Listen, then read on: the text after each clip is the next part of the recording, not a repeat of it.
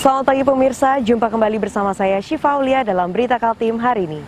Sejumlah berita penting telah kami siapkan untuk Anda dan berikut diantaranya.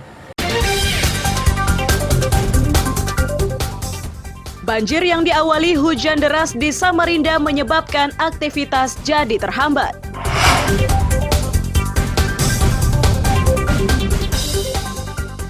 Upacara peringatan Hardiknas di SD Negeri 002 Balikpapan dilakukan dengan cara berbeda. Seluruh peserta upacara harus mengenakan baju adat.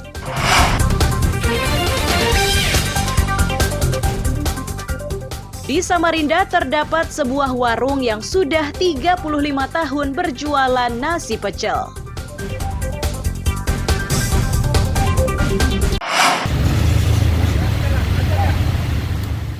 Sejumlah pengendara roda 2 terpaksa mendorong kendaraannya yang mengalami kerusakan mesin karena kemasukan air saat melintas di Jalan DI Panjaitan, Sungai Pinang, Samarinda, Senin malam.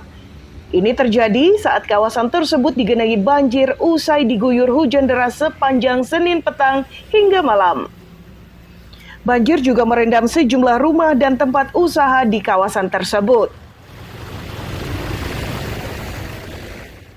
Satgas BPBD bersama relawan kemanusiaan menyatakan banjir diawali hujan deras yang terjadi dari sore hingga malam.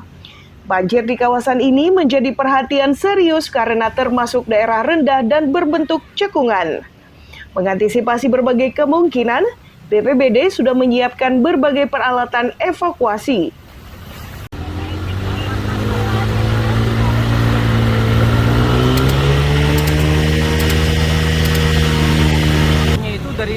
Dari sore? Jam 6, setengah 6 itu sampai di jam 8 malam tadi. Sampai jam 8 malam tadi ya. Bang, ini air ini dari mana sih Bang, kira-kira Bang? Air ini beneran mungkin dari curah hujan yang lumayan deras. Dan juga memang sini memang wadahnya agak rendah, agak cekungan. Jadi kalau bila terjadi hujan rendah memang sering terjadi banjir. Oh, ini titik yang juga salah satu terparah di Samarinda Bang ya? Untuk BPBD sendiri yang sedang akan dilakukan ini apa nih Bang?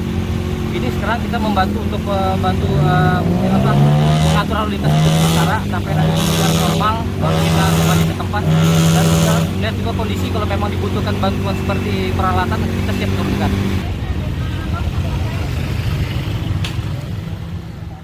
Banjir ini tidak hanya terjadi di kawasan Sungai Pinang. Tercatat puluhan daerah rawan yang terendam banjir seperti Kecamatan Sungai Pinang, Sungai Kunjang, Samarinda Seberang, Samarinda Ulu, dan Samarinda Kota. Amir Hamzah dan tim liputan melaporkan dari Samarinda.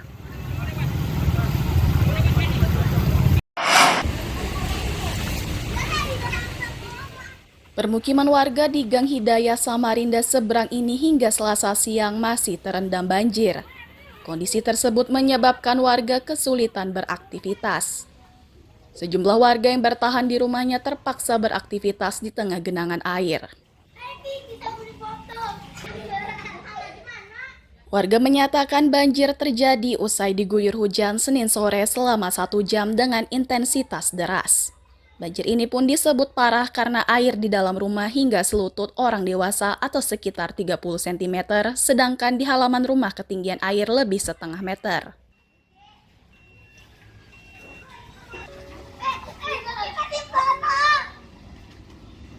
Mulai jam habis maghrib. Habis maghrib ya? Habis maghrib sudah naik. Oh, yang kemarin itu hujan itu ya? Ya jam 5 kan hujan. Hujan sampai sejaman aja hujan langsung banjir. Langsung banjir. Tapi di daerah sini memang sering banjir kah atau gimana Mbak? Tergantung hujannya, kalau deras sering betul hujan baru banjir. Belakangan ini Dari atas kan. Belakangan ini sering banjir kah? Dari bulan kemarin belum ada. Belum ada, baru ini ya. Dan ini sampai mana tadi Mbak banjirnya Mbak paling tinggi? Tadi malam kami di dalam rumah selutut. Tapi di bawah sudah sampai pinggang. Di dalam selutut, satu lutut, di luar ini satu pinggang.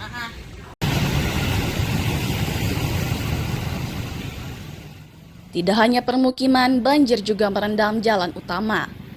Pengguna kendaraan roda 2 maupun 4 harus berhati-hati saat melintas. Sementara di kawasan Sungai Kunjang, debit airnya masih dalam. Di beberapa titik kedalaman air lebih setengah meter. Warga berharap banjir segera surut agar aktivitas mereka tidak lagi terhambat. Debit air sudah mengalami penurunan. Amir Hamzah dan tim liputan melaporkan dari Samarinda.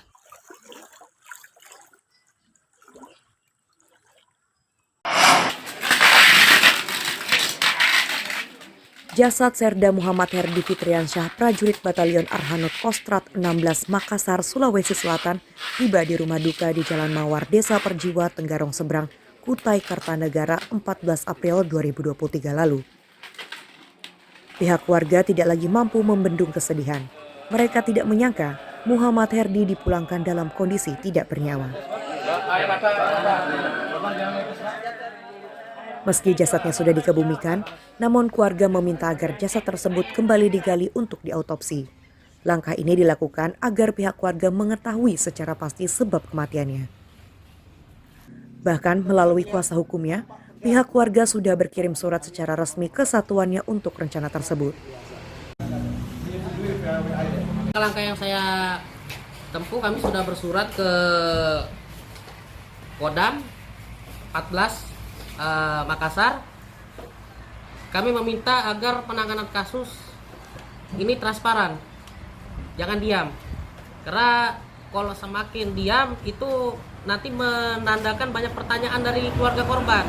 Itu yang pertama. Dan juga kami juga meminta sudah menyurat juga ke Denpom Makassar untuk melakukan pers di sana. Itu yang pertama. Dan juga kami meminta kepada RS Bayangkara untuk segera mengeluarkan hasil otopsi. Ayah mendiang sengaja meminta agar jasad anaknya diotopsi karena curiga dengan kematiannya. Kecurigaan ini bertambah setelah sebelumnya mendiang meminta kepada orang tuanya agar segera dipindahkan dari tempatnya bertugas. Tolong saya, Pak, kalau bisa pindahkan saya bilang dari situ. Dia memang ngeluh ya Pak ya? Kalau saya terus gitu, saya mati. Itu ada pesannya. Memang dia pesan seperti itu ya Pak? Tolong pindahkan saya, bakal bisa, Pak. Kalau saya bertahan di situ, lama-lama saya bisa mati. Itu ada pesan. Dari omongan ladaknya itu waktu pulang, di telepon pernah. Pak, informasinya anak Bapak ini baru saja dipindahkan di Makassar itu Pak. Nah, apakah semenjak dia sudah dipindah ini dia sering curhat tentang kondisinya di sana Pak? Baru di Makassarnya aja. Waktu di Makassar saja dia cerita seperti itu Pak ya? Kini keluarga amat menanti terbitnya izin autopsi tersebut agar keresahan tidak berkepanjangan akibat timbulnya rasa curiga.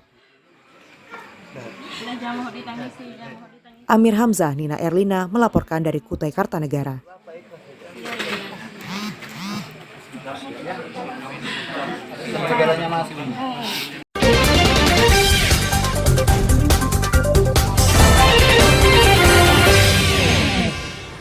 Pemirsa, masih bersama saya Syifa Aulia dalam Berita Kaltim hari ini. Kembali kami sampaikan 3 berita utama Kaltim hari ini. Banjir yang diawali hujan deras di Samarinda menyebabkan aktivitas jadi terhambat.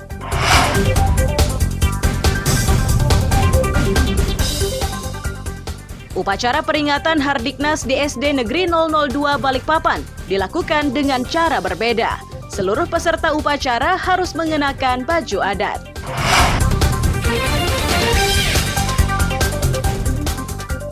Di Samarinda terdapat sebuah warung yang sudah 35 tahun berjualan nasi pecel.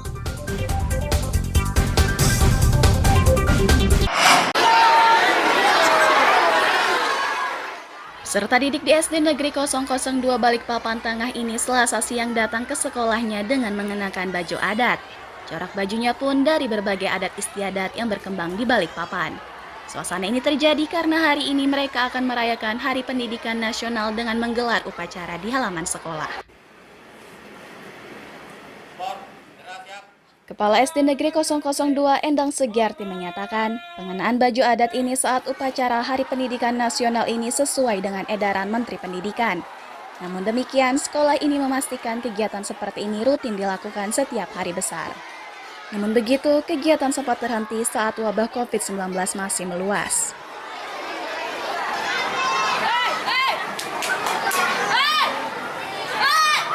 Untuk Hari Pendidikan Nasional, kebetulan 2 tahun yang lalu kita tidak ada kegiatan karena situasi dalam kondisi COVID, jadi kami tidak mengadakan kegiatan. Nah, untuk kali ini kita Hari Pendidikan sesuai dengan aturan surat dari Menteri Pendidikan bahwa peserta upacara dan seluruh petugas mengenakan pakaian adat, maka kami ikuti.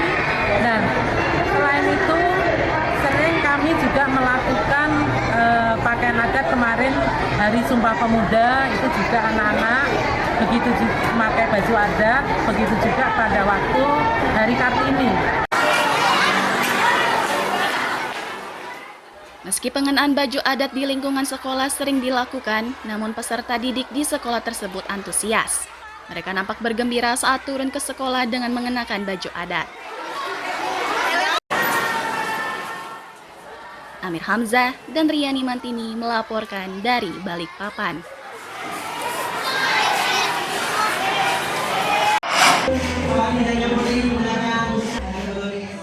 Sejumlah pelajar tingkat sekolah dasar hingga menengah atas di Kutai Barat meramaikan Hari Pendidikan Nasional dengan mengikuti lomba peragaan busana khas setempat. Saat lomba berlangsung, peserta tidak hanya berlenggak-lenggok, namun sesekali menampilkan gaya menari di hadapan juri dan penonton yang memadati alun-alun Ito Sendawar.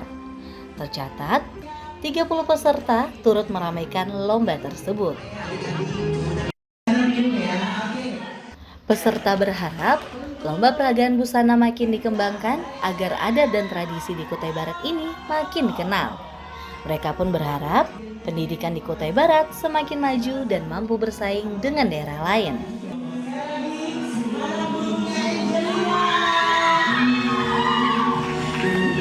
Dalam rangka Hari Pendidikan Nasional. Ini kalian ada ikut lomba fashion show ya? Iya. Ini kamu bawa pakaian apa? Ini bawa pakaian dari daerah Kenyah.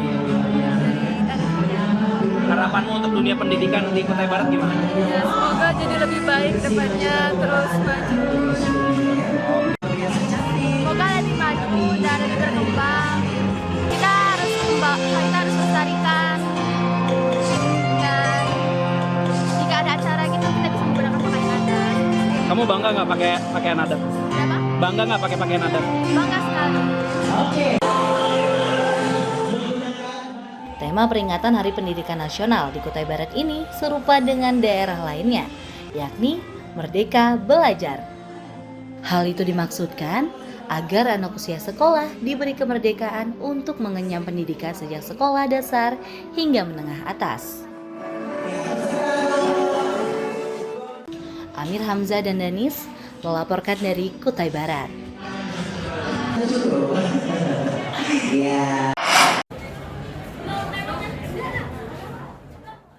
Para pelajar SMK Negeri 4 Samarinda tengah menyiapkan lapangan futsal yang akan dijadikan arena lomba bagi pelajar tingkat SMP se-Kota Samarinda. Lomba yang digelar untuk merayakan Hari Pendidikan Nasional itu sengaja menyasar pelajar SMP guna mencari bakat.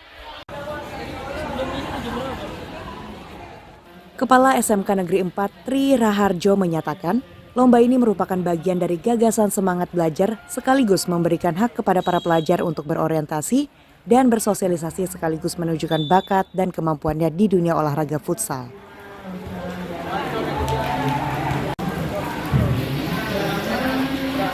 Bahwa ini menjadi semangat Merdeka Belajar itu sendiri, dan ke depan SMK 4 ini membangkitkan semangat haknya siswa untuk berorientasi, berinovasi. Nah, di sini menjadi peran sekolah bagaimana menjembatani timbulnya dan berjalannya program yang berpihak untuk siswa itu sendiri. Salah satu kegiatan event lomba se-Samarinda futsal dan basket khususnya saat ini. Tahun depan kita kembangkan lagi, arahnya bukan ke Semakin Pakap tetapi ke festival Semakin Pa. Tim yang terlibat lomba menyatakan, lomba semacam ini sangat dibutuhkan bagi pelajar untuk menunjukkan kemampuannya. Dari lomba ini pun diyakini akan muncul potensi baru yang bisa dikembangkan untuk meregenerasi atlet futsal. Kalau dilihat dari sifat pertandingan ini sangat bagus sih. Bagus buat perkembangan prestasi anak-anak muda di Samarinda. Apalagi SMP kan di sini diwajibkan yang kelas 3. Jadi kelas 3 ini memungkinkan buat regenerasi juga buat SMK 4, regenerasi juga buat futsal Samarinda. Gitu. Jadi momen yang kayak gini jarang ada di Samarinda, apalagi antar SMP terbuka lapangannya. Jadi sangat bagus lah. Hardiknas ini pun diramaikan dengan membuka stand makanan dan minuman ringan dipasarkan di halaman sekolah. Kegiatan ini untuk membuka wawasan bagi pelajar, terutama bagi mereka yang gemar berniaga. Amir Hamzah, Nina Erlina melaporkan dari Samarinda.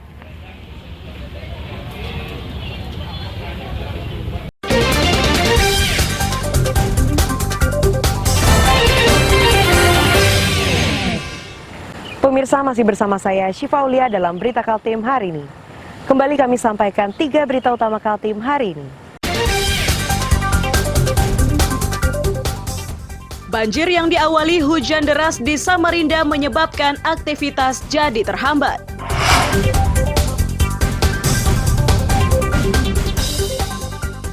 Upacara peringatan Hardiknas di SD Negeri 002 Balikpapan dilakukan dengan cara berbeda. Seluruh peserta upacara harus mengenakan baju adat.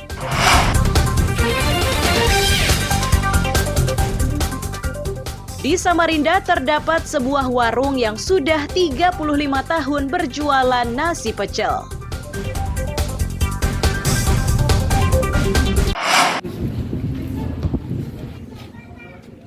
Pasca Lebaran 1444 Hijriah, angkutan wisatawan melalui jalur sungai dari Dermaga Wisata Sanggam Tanjung Reda Berau Selasa siang ramai lancar.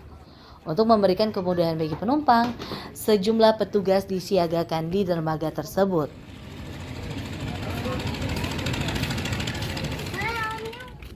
Koordinator Dermaga Sanggam, Elmansyah menyatakan, normalnya angkutan penumpang ini dirasakan sejak Lebaran lalu. Meski libur kali ini cukup panjang, namun angkutan wisatawan tidak banyak bertambah. Bahkan, pengguna angkutan kapal cepat dengan tujuan Pulau Maratua dan Derawan ini didominasi penduduk setempat. Penumpang nggak terlalu biasa-biasa aja gitu, nggak terlalu seperti tahun kemarin. Masih normal-normal saja. Kalau aktivitas arus mudik sama. Tidak ada peningkatan sama sekali, Pak ya? Tidak ada peningkatan sama sekali. Ini normal. Kalau untuk kunjungan wisatawan sendiri gimana, Pak? Untuk banyak lewat wisata sini? Lewat sini ya. Bagaimana? Meningkat atau tidak? Tidak. Satu hari bisa memberangkatkan berapa speed? Satu hari 1 sampai 2 speed saja. Itu seatnya berapa orang, Pak? Seatnya kalau yang mesin 1 16 orang. Kebanyakan penumpang dari mana nih, Pak? Mau kemana ini? Lokal. Tujuan Maratua kalau dari sini. Dari dermaga Sanggam ke Maratua. Tapi tetap kita layani kalau ada penumpang yang mau ke Derawan, mau bersatu kita layani. Libur Lebaran tahun ini, jumlah wisatawan yang memanfaatkan jasa kapal cepat dari Dermaga Sanggam sebanyak 300 orang. Jumlah tersebut lebih banyak dibanding tahun 2022 yang hanya 280 orang. Amir Hamzah dan Miko Gusti melaporkan dari Kabupaten Berau.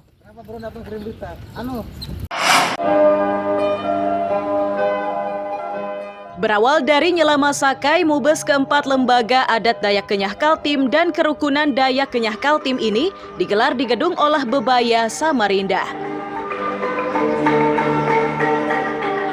Kepala Lembaga Adat Dayak Kenyah Kaltim Ajang Kedung menyatakan, dari kesepakatan tersebut, mereka mendukung penuh pemindahan dan pembangunan ibu kota negara di Sepaku Penajam Pasir Utara. Dukungan ini sudah dilakukan secara tertulis dan lisan dan disampaikan langsung ke Presiden Joko Widodo. Mereka meminta agar putra-putri Kaltim diberi peluang untuk ikut dalam pembangunan IKN. Dilaksanakan secara demokrasi. Pertama, sesuai dengan surat tertulis dan lisan kami sampaikan kepada Presiden Republik Indonesia Pak Joko Widodo tanggal 30 Januari 2022, salah satunya ya memohon agar putra-putri ya Kalimantan Timur yang mempunyai peluang untuk masuk di dalam pembangunan fisik IKN tolong diterima. Yang kedua, putra-putri kita di Kalimantan Timur ini masuk direkrut di dalam badan otorita IKN. Selanjutnya perhatikan SDM, perkuatkan SDM ya.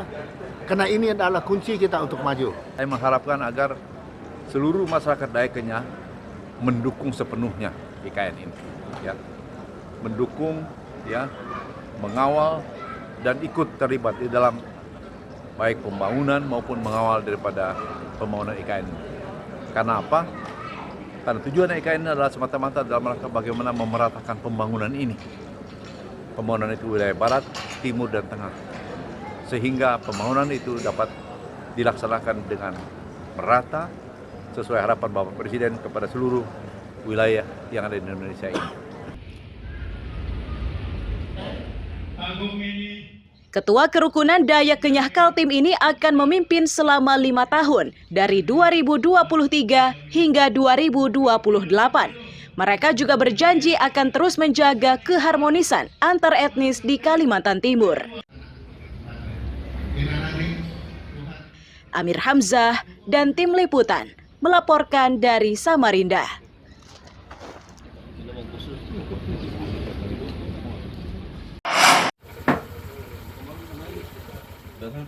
Tim Reaksi Cepat Peduli Kasih Sayang atau TRC Perkasa dari Dinas Kependudukan dan Pencatatan Sipil Kabupaten Berau harus turun langsung saat perekaman data kependudukan kepada salah satu remaja berkebutuhan khusus di Kelurahan Bugis, Tanjung Redep. Langkah ini dilakukan agar remaja tersebut bisa segera mendapatkan KTP elektronik termasuk nomor induk kependudukan. Kepala Disduk Capil Berau David Pamuji menyatakan, pendataan dengan mendatangi langsung rumah warga rentan ini untuk memberikan kemudahan bagi mereka yang ingin mendapatkan nomor induk kependudukan.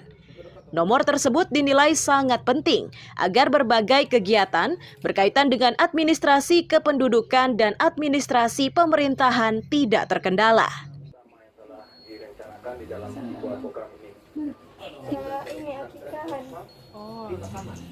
Karena sekarang NIK ini dipergunakan untuk seluruh pelayanan publik, connect dengan seluruh pelayanan publik. Artinya kalau dia bermasalah tidak mempunyai data atau dia belum berekaman, akan bermasalah terkait dengan keseluruhan. Apakah dia tidak bisa mengurus atau tidak bisa memenuhi persyaratannya. Bisa kita ambil tadi, dia belum perekaman, mereka ternyata memang belum punya BPJS, belum dapat bantuan dari dinas sosial. Jadi saya himbau sekali lagi, karena peran KTP dengan NIK-nya ini sudah terkonek ke seluruh pelayanan publik.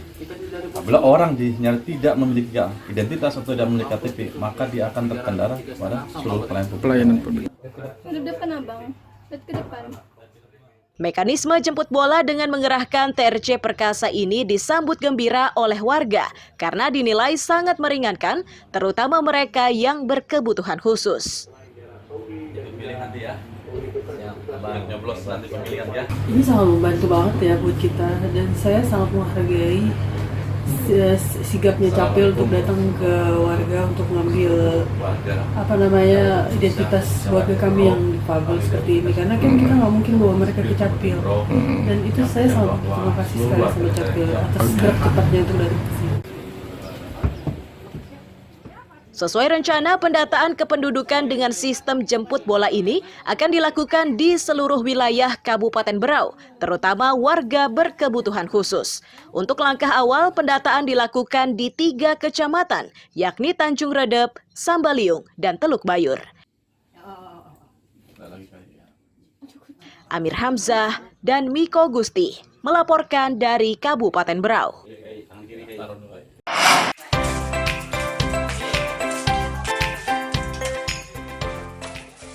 Suasana warung nasi pecel yang dikenal dengan warung Ibu Sur dan berlokasi di Pasar Ijabah, Air Putih, Samarinda Ulu ini nampak ramai.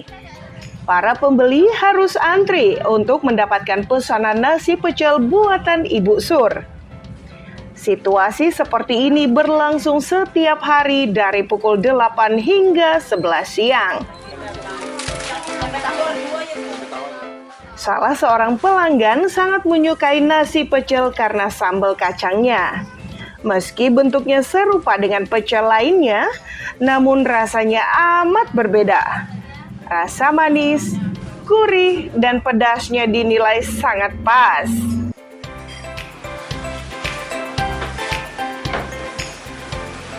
Sudah sering nggak kesini, Mbak? Iya sering, karena hampir tiap hari kalau ada waktunya. Apa sih yang membuat yang menarik di sini tuh apa sih, Mbak? Di sini tuh bumbu pecelnya enak, habis itu juga pokoknya kalau bumbunya ini udah enak, pakai apa aja udah pasti enak banget. Yang paling sering Mbak makannya apa nih?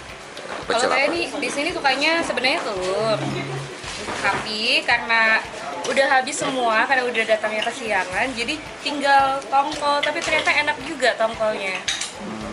Iya, kesini deh, mantap. Anak pemilik warung menyatakan warung nasi pecel ini sudah didirikan selama 35 tahun. Tingginya peminat mengharuskan mereka bekerja dengan lebih giat karena per hari pemesannya mencapai 500 bungkus. Jualannya sudah 35 tahun. Yang jadi spesial di nasi pecel Ibu Sur ini apa sih, Mbak? Ikan, biasanya ikan tongkol itu kan orang beda, bukan bumbu Bali sih, dia pedas. Ini nggak bumbu pedas. Jadi orang suka ikan tongkol sama ayam pecel. Ini kalau 500 mungkin ada. 500 porsi? 5-6 kayaknya. 5-6 juta ya, setiap hari ya? Nah, kalau bukanya dari mana? Dari jam berapa dan hari apa aja? Jam 6 pagi sampai jam 12. Penasaran dengan rasa nasi pecel tersebut? Langsung saja singgah di warung nasi pecel Ibu Sur di kawasan Pasar Ijabah. Amir Hamzah dan tim liputan melaporkan dari Samarinda.